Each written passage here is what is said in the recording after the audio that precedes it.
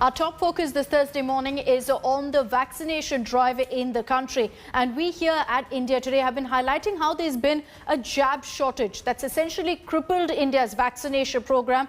And this at the height of the second COVID wave.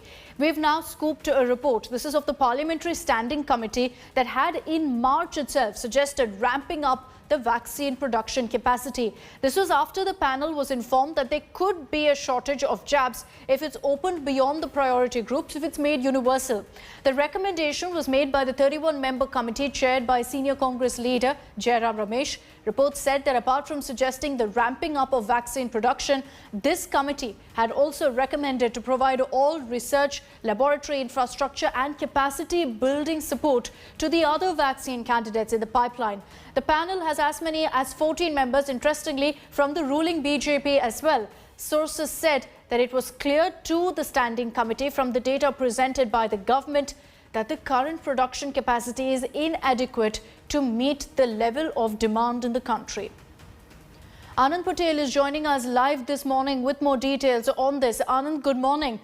Going by this particular report that we've accessed, there was a warning given to the government that what we're seeing right now could actually happen. Was there any response, any acknowledgement from the centre on this report?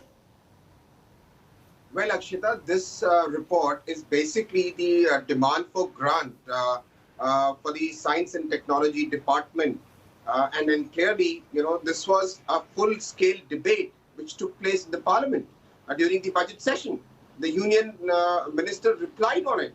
So clearly, this is a complete case in which the government ignored a statutory committee's report recommendation, on the floor of the House, made on the floor of the House.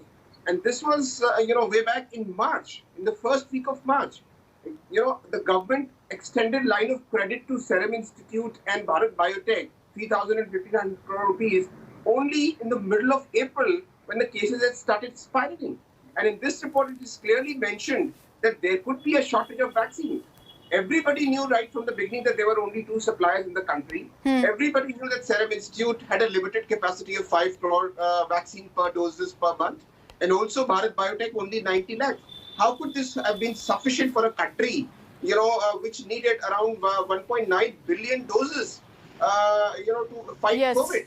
The government kept saying, "Dawai bhi, kadai bhi," but clearly it was not following up with what suggestions statutory bodies like this one on science and technology made to the government on the floor of the House. They were clearly telltale signs that what we're seeing right now of a shortage would inevitably happen in India, keeping in mind the current resources. And the fact that in this panel, there were several members from the BJP also has raised several questions of the government on why they ignored these recommendations. Anand, thank you for joining us with those details. But